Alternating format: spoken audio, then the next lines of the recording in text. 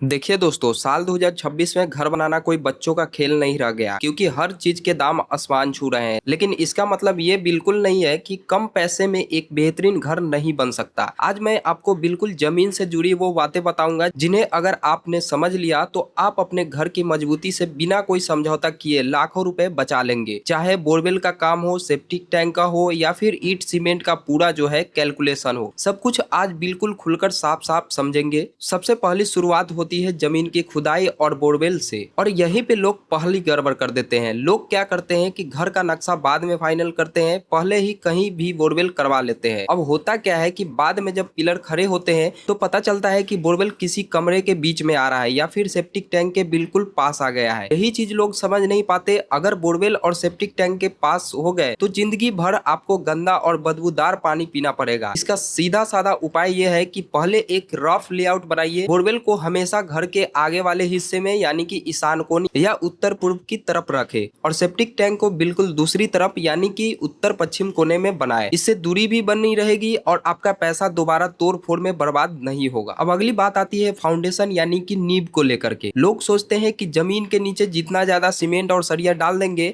घर उतना ही मजबूत बनेगा। बिना वजह 5 या 6 फीट की गहरी खुदाई करके भारी भारी पिलर खड़े करने से सिर्फ और सिर्फ पैसे की बर्बादी होती है। अगर आप सिर्फ 2 मंजिल तक घर बना रहे हैं तो 4 फीट की गहराई बहुत होती है। और हाँ, फाउंडेशन बनाते समय जो मिट्टी निकलती है उसे बाहर फेंकने की गलती मत करना। उसी मिट्टी को बाद में प्लिंथ बीम के अंदर भरने के लिए इस्तेमाल करिए। इससे आपकी फिलिंग की मिट्टी का पूरा पैसा बच जाएगा। अब थोड़ा आगे बढ़ते हैं दीवारों और मटेरियल की कैलकुलेशन पर। यहीं पर सबसे ज्यादा पैसा बच सकता है अगर आप थोड़ा दिमाग लगाए। लोग आज भी वही पुरानी लाल ईंटों के पीछे भागते हैं जो पानी भी ज्यादा सोखती है और जिन्हें जोड़ने में सीमेंट बालू भी दबा कर लगता है। इसकी बजाय आप फ्लाई एश यानी कि राख वाली ईंट या फिर एएसी ब्लॉक्स का इस्तेमाल कर सकते हैं। ये साइज में बड़ी होती है, वजन में हल्की होती है और इसे लगाने से दीवारों की जुड़ाई जितनी तेजी से होती है कि आपका लेबर खर्चा आधा हो जाता है। सबसे बड़ा फायदा यह है कि इसकी फिनिशिंग इतनी प्लेन होती है कि प्लास्टर करते समय सीमेंट बहुत ही कम लगता है। वैसे दोस्तों, अगर आप भी अपने घर का बजट बनाने में परेशान हो रहे हैं किस चीज में कितना खर्चा आएगा, तो मैंने एक house construction cost Excel sheet बनाया है जिसमें सिर्फ प्लॉट का लंबाई और चौड़ाई डालते ही पूरा खर्च निकल जाता है। एक क्लिक में आप पूरा एस्टिमेट बना सकते हैं, कितना लेबर कॉस्ट लगेगा, कितना मटेरियल खर्च आएगा। ये सारी चीजें जो है आप एक ही क्लिक में कैलकुलेट कर सकते हैं, जिसका लिंक मैंने कमेंट सेक्शन और डिस्क्रिप्शन में दे दिया है, तो वहां से जो है डाउनलोड जरूर कर लीजिएगा। और हाँ, आप इसे जो है लैपटॉप या फिर फोन दोनों में जो है यूज कर सकते हैं। अब बात करते हैं सेप्टिक टैंक की, जहाँ लोग एक बड़ी भूल करते हैं। लोग क्या करते हैं कि ईंट पत्थर का बड़ा सा सेप्टिक टैंक बनाने लगते हैं, जिससे हफ्तों का समय लग जाता है, लेबर का खर्चा बढ़ता है और बाद में इसे लीक होने का डर भी रहता है। इसके बजाय आजकल मार्केट में रेडीमेड कंक्रीट के या फिर पीवीसी के सेप्टिक टैंक आते हैं। उन्हें बस जमीन खोदकर सीधे बिठा देना होता है। यह एक दिन में तैयार हो जाता है। इसमें कहीं भी लीकेज नहीं होती। खर्च के मामले में ये टैंक लगभग 40% तक जो है सस्ता पड़ता है। इसके बाद नंबर आता है छत की ढलाई का, जो पूरे घर का सबसे बड़ा खर्चा माना जाता है। यहाँ पर लोग क्या करते हैं कि ठेकेदार के भरोसे पूरी ढलाई छोड़ देते हैं। ठेकेदार अपनी आसानी के लिए पानी जैसा पतला सीमेंट का घोला बना देते हैं, जिससे सरिया तो कमजोर होता ही है, सीमेंट भी बह जाता है। ढलाई के वक्त हमेशा कंक्रीट मिक्स करते टाइम मशीन का इस्तेमाल करवाएं और वाइब्रेटर जरूर चलवाएं, ताकि कंक्रीट के बीच में कोई खाली जगह न रहे। अगर छत की ढलाई एक बार सही से हो गई तो भविष्य में कभी भी जो है आपको सीलन की प्रॉब्लम नहीं आएगी और आपको बाद में कोई भी वाटर प्रूफिंग नाम का एक्स्ट्रा पैसा देने की जरूरत नहीं पड़ेगी। अब आते हैं घर के इंटरनल काम पर, यानी कि फिनिशिंग, टाइल्स और दरवाजे पर। अक्सर लोग क्या करते हैं कि दुकान पर जाते हैं, जो सबसे महंगी और चमकीली टाइल्स दिखती है वो उसे उठा लाते हैं। बाद में पता चलता है कि लगाने के बाद उसका लुक वैसा